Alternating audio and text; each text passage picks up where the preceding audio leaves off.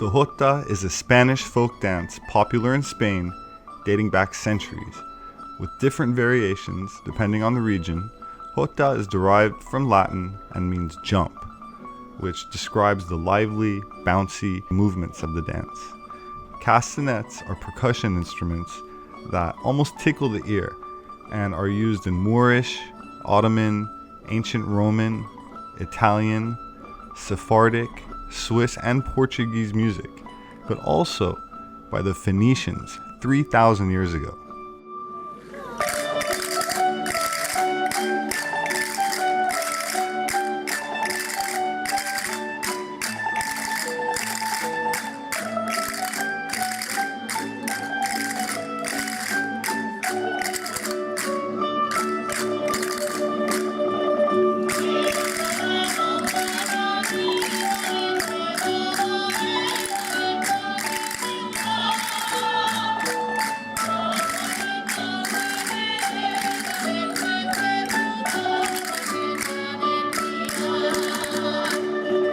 The instrument consists of a pair of concave shells joined together on one edge by a string, held in the hand, and used to produce rhythmic accents or a rattling sound consisting of a rapid series of clicks.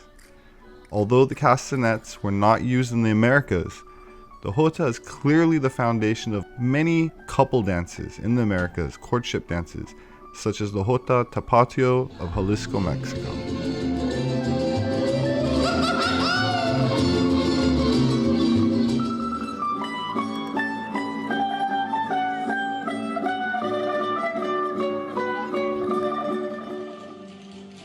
The Philippine jota was among the most popular dances during the Spanish colonial period and up until the early 20th century. It was originally performed in social gatherings, like weddings and baptisms, but the Filipinos adapted different versions of their own, with a notable difference being the use of bamboo castanets. Legend states that this dance was originally brought to Spain by the exiled Moorish poet Ibn Yat.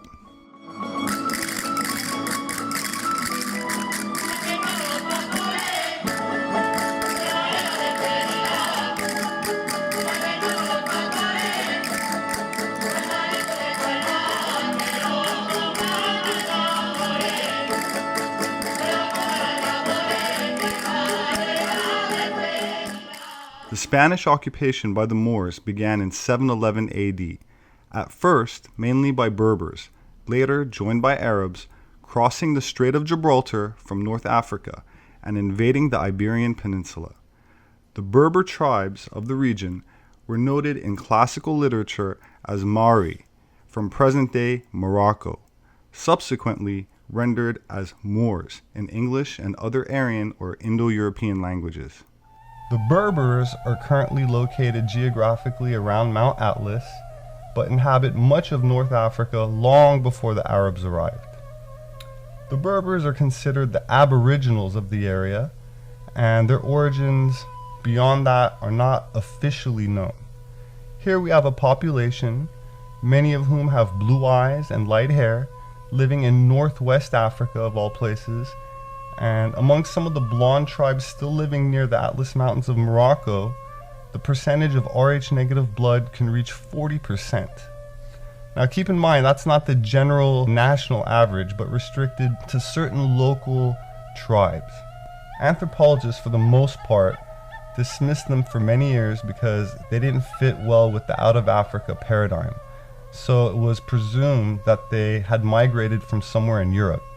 However, that theory has been abandoned with the current understanding of genetics.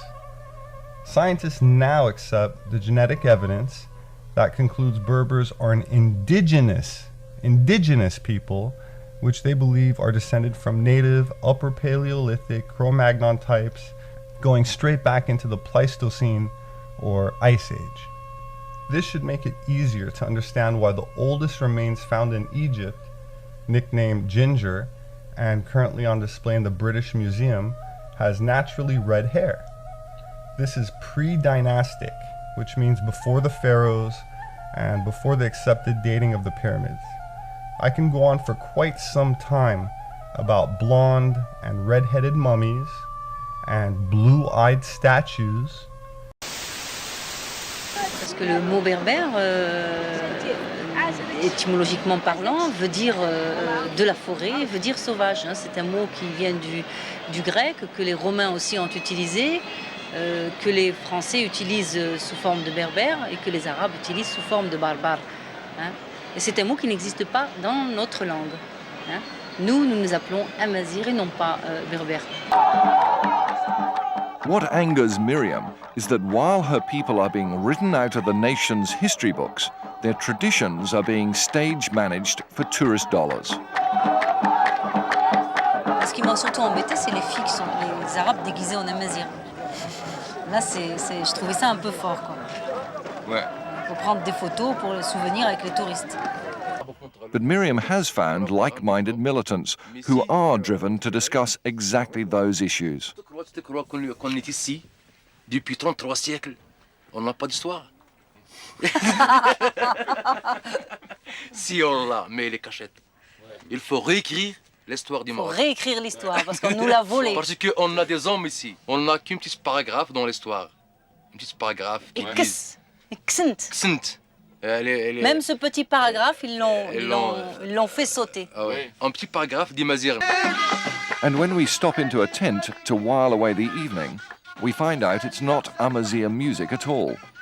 They're an Arab group, invited by the government to perform at this Amazigh festival.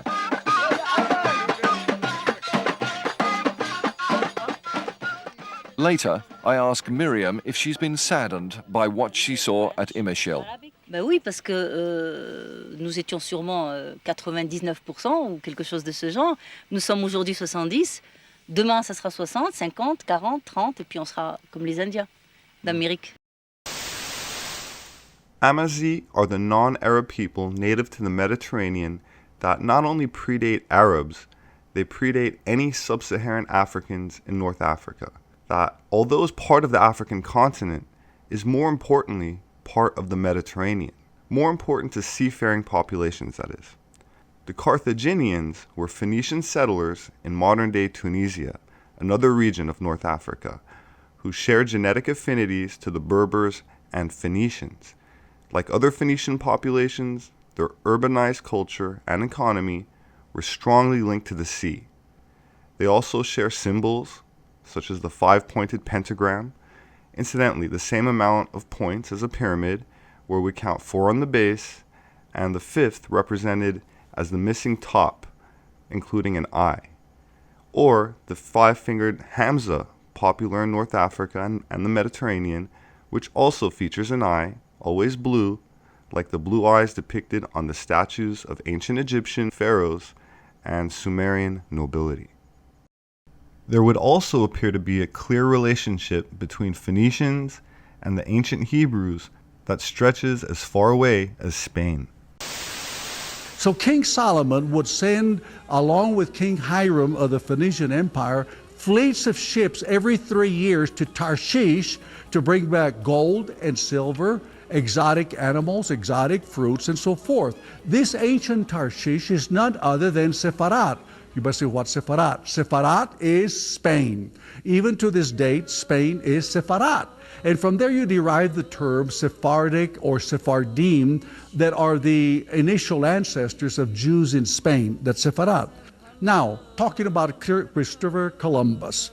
A lot of people don't know, but I'm sharing this with you. He was a converso, meaning he too was a crypto-Jew or a Jew in hiding.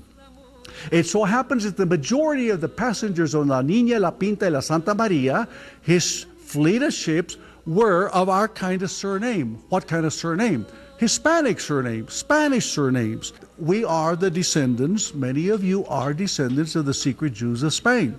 That's the crypto-Jews I'm referring to. Beginning with Columbus in 1492 and continuing for nearly 350 years, Spain conquered and settled most of South America, the Caribbean, and the American Southwest. By 1824, all of Spain's New World colonies, except Cuba and Puerto Rico, had fought for and won their independence.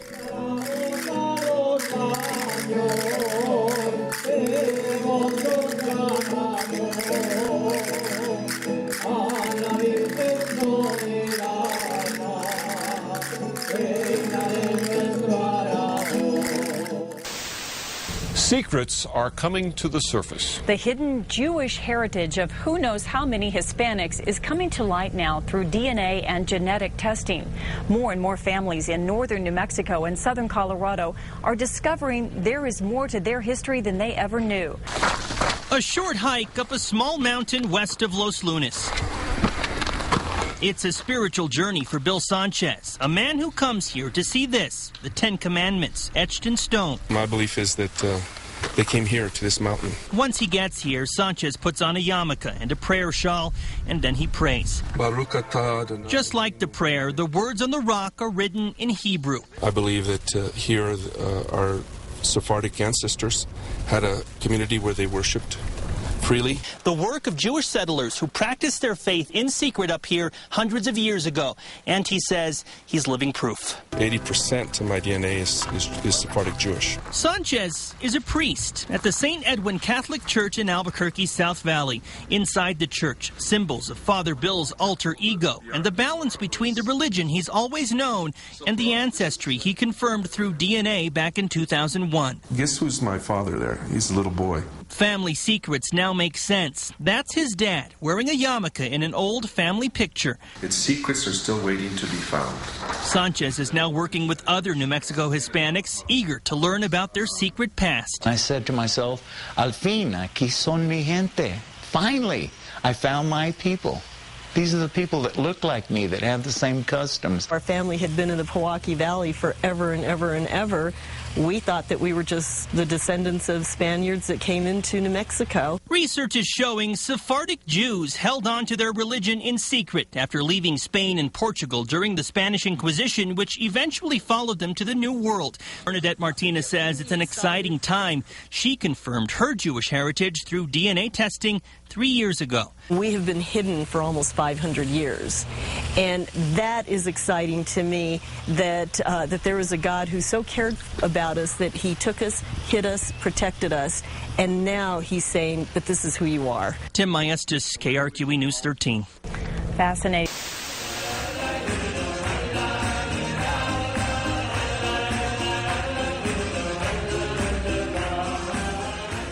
The year 1492 is forever associated with Columbus's voyage to the New World, but the expulsion of the Jews was the most immediate and dramatic event of that year. The Alhambra Decree, issued in January 1492, ordered the conversion or expulsion of all non-Christians. The deadline for the Jews to leave Spain was August 3rd, 1492. Columbus and his crew boarded their vessels before midnight and on August 3rd sailed before sunrise. I doubt any American history books teach that Columbus set sail on the last day on which Jews had to leave Spain. The ancient Paleo-Hebrew alphabet is similar to the one used by the Phoenicians. Hebrew belongs to the Canaanite group of languages and is the only living Canaanite language today. The Canaanites are broadly defined to include the Israelites, as well as the Phoenicians and Carthaginians, people who dominated the Mediterranean for millennia. The Minoans and Mycenaeans originated in Neolithic populations of what are today Turkey and Greece, the area where the world's oldest megalithic structures are found, and that is biblically regarded as the spot where Noah settled after the Great Deluge, from where domesticated animals and agriculture were spread into Europe, the Indus Valley, as well as to Egypt during the Holocene. From this, one can better understand why there are 13 original colonies, a number that is part of many ancient mystery schools, and why today an unusual number of countries have flags whose colors consist only of red, white, and blue, the colors of the ruling crowns of ancient Egypt.